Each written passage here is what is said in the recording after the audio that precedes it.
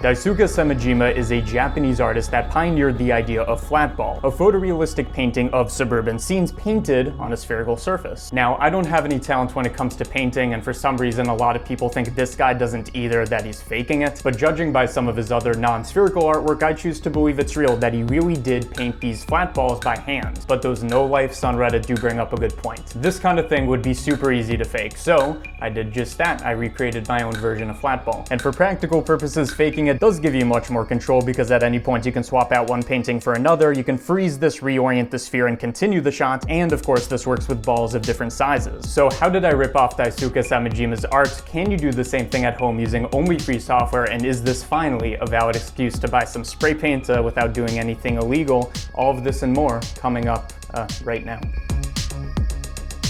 So the main idea is we are going to film a green screen ball and then do a 3D replacement of it to generate our flat ball. Now, of course, this is going to involve a lot of tracking, rendering, green screening, and a whole lot more, but for now, let's keep it simple. If we take an equi-rectangular image that is a 360-degree photo, we can literally just drag and drop to apply this to a sphere and automatically get the correct mapping, and this is what we want to track onto our green screen footage. Now, these equi-rectangular textures can be obtained from a bunch of places like HDRI Haven, or you can actually capture one yourself to extract a custom environment, but for now let's focus on making this green screen ball. Is it for sure recording? Yes. I'm hitting the record button. Audio sync. Okay, let's begin. We're gonna be making a green screen ball. Now, I didn't actually buy a real green ball, I actually spray painted this, so I'm gonna show you the process of doing exactly that. Follow me downstairs. Woo! Hopefully the neighbors aren't mad about me being loud downstairs. Now, ideally you do this spray painting outside because these fumes are toxic, but we're just gonna outsource that death down to the basement. So chances are you're gonna have a ball like this. The point is it's not green and we want to turn it into a green ball. So position it somewhere. Position it somewhere. I bought a bunch of spray paint at Home Depot. As for what brand, this brand, I don't know, I just picked a very bright green color. And the back of the thing recommends you shake it for 60 seconds once you hear the ball rattling. So there's a countdown, 60, 59, 58, it's probably ready. Yeah, open it. Wow. Maybe you need some more shake before it's swelling to even. Come on.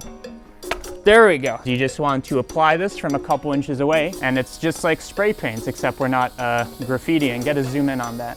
Is it getting that? Ideally, you just kind of cover this as much as you can when you've done like a good section. The reason we put it on is you take it, you rotate it, so now it's facing you. Or maybe you get a setup where you can spray paint in every direction. Usually this takes 15 to 20 minutes to dry in each step, then you flip it upside down since it's a sphere. So we're gonna get 2 coats. And also, I'm not gonna do the whole spray painting process here, but just so you know, ideally you want this green screen to be as matte as possible, not reflective. Right now it's pretty reflective, and the more matte it is, you know, the less light is influencing it. Basically, green screens are supposed to be matte, so you could also apply this thing after. It's called matte something. It's kind of like a matte finish. Again, first of all, you want to apply the green screen, but you just put this over it, and it's gonna magically make it more diffuse until in the end, I've done a treatment of this. This took a whole, just dirt on it. I mean, it's a ball. We're gonna take this, we're gonna do some tracking to it.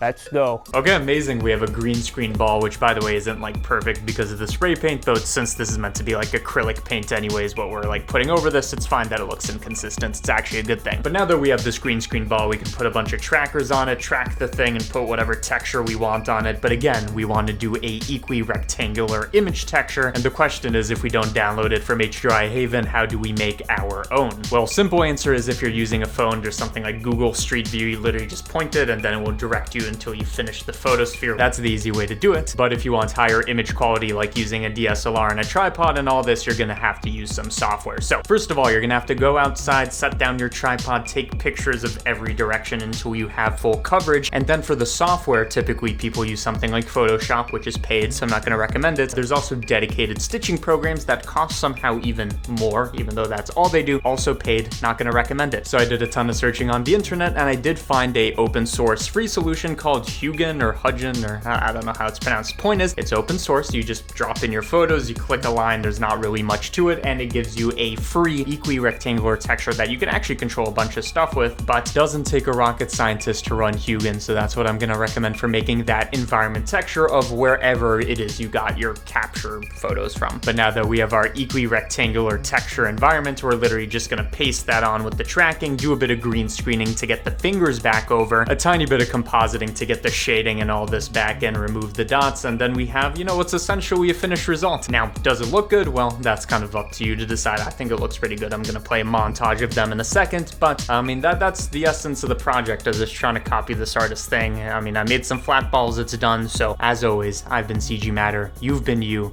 Bye-bye.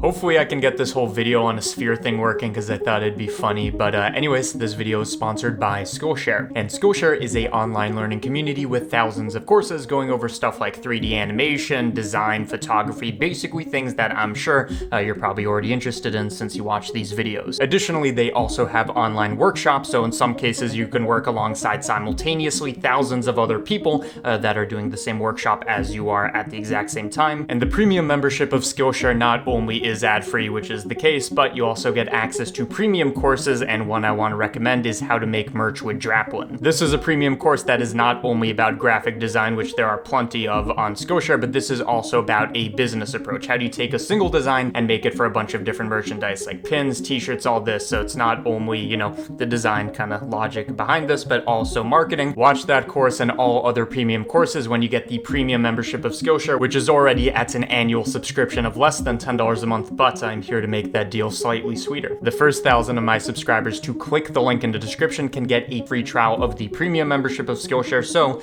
you can watch that course or really anything your heart desires immediately. So check that out if you're interested, and I guess I'm gonna leave this sphere now.